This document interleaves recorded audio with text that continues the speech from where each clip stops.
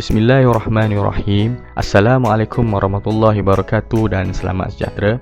Kita berjumpa lagi dalam sesi Flip Classroom Sains tahun 4 dan tajuk kita pada kali ini ialah fotosintesis. Objektif pembelajaran kita pada kali ini, murid-murid dapat menganalisis 2 hingga 4 pengetahuan tentang proses fotosintesis dengan betul. Kriteria kejayaan kita pada kali ini ialah: pertama, murid-murid perlu dapat mengenal pasti maksud fotosintesis. Kedua, dapat menyenaraikan keperluan proses fotosintesis. Ketiga, dapat menyenaraikan hasil proses fotosintesis. Dan yang keempat, dapat menakul kepentingan proses fotosintesis. Apa itu fotosintesis?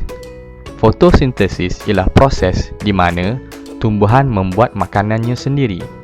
Tidak seperti haiwan dan manusia, tumbuhan tidak boleh bergerak untuk mencari makanannya.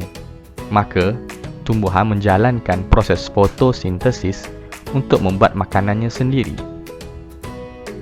Baiklah murid-murid, dalam fotosintesis terdapat 2 perkara penting, iaitu keperluan fotosintesis dan hasil fotosintesis.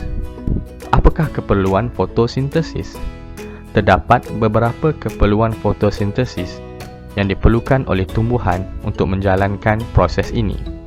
Pertama ialah cahaya matahari. Cahaya matahari merupakan sumber tenaga utama.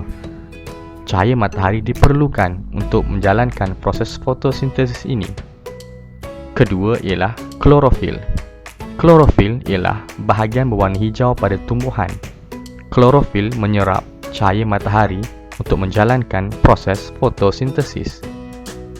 Ketiga ialah karbon dioksida. Karbon dioksida ialah gas yang dalam udara yang masuk melalui daun. Gas karbon dioksida juga merupakan gas hembusan manusia dan haiwan. Gas ini diserap melalui daun. Dan yang keempat ialah air. Keperluan yang penting kepada tumbuhan juga ialah air. Air diserap melalui akar. Keempat-empat keperluan ini diperlukan untuk menjalankan proses fotosintesis. Baiklah murid-murid, adakah tumbuhan hijau sahaja menjalankan fotosintesis? Tidak semestinya.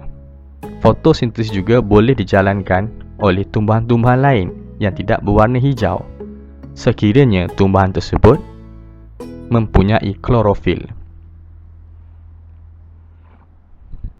Seterusnya, hasil fotosintesis. Apakah hasil daripada proses fotosintesis ini? Daripada proses fotosintesis ini, terhasillah 2 perkara yang penting. Yang pertama ialah glukosa. Apa itu glukosa?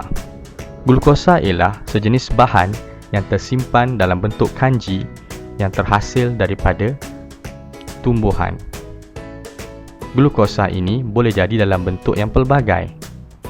Contohnya, biji benih, buah, daun, bunga, akar maupun batang.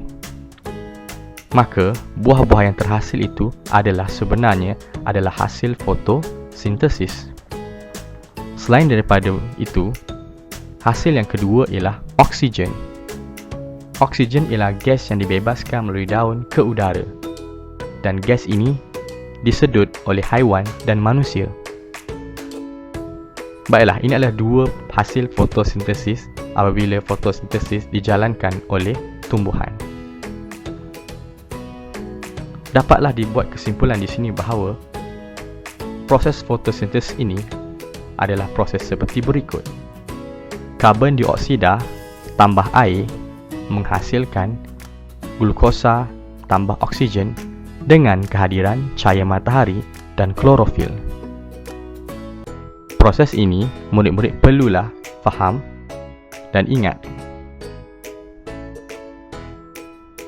Baiklah murid-murid, kenapa pentingnya fotosintesis? Fotosintesis sangat penting. Ini adalah kerana ia merupakan sumber makanan kepada manusia dan haiwan. Contohnya, penghasilan buah. Glukosa yang terbentuk dalam bentuk buah digunakan sebagai sumber makanan kepada manusia dan haiwan. Kedua, sumber oksigen kepada manusia dan haiwan. Sekiranya tumbuhan tidak menjalankan fotosintesis, maka tidak terhasillah oksigen dan ini memberi kesan kepada manusia dan haiwan. Dan yang ketiga ialah untuk mengekalkan keseimbangan udara dalam persekitaran. Oksigen yang dihasilkan oleh tumbuhan diserap oleh manusia dan haiwan, manakala karbon dioksida yang dihasilkan oleh manusia dan haiwan diserap oleh tumbuhan. Ini akan berlakunya keseimbangan yang sangat penting kepada alam. Baiklah murid-murid, diharapkan murid-murid telah memahami apa itu fotosintesis. Sekarang, ayo kita laksanakan sedikit tugasan untuk meningkatkan kefahaman murid-murid.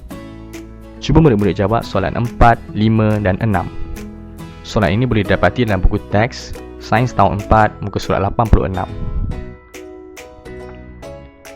Tugasan kedua, cuba murid-murid jawab soalan 7. Soalan ini juga boleh didapati dalam buku teks muka surat 86. Baiklah murid-murid, selamat belajar. Semoga murid-murid dapat memahami apa yang kita belajar daripada Flip Classroom kali ini. Jangan lupa untuk subscribe YouTube channel Cikgu dan stay safe at home. Sekian, terima kasih.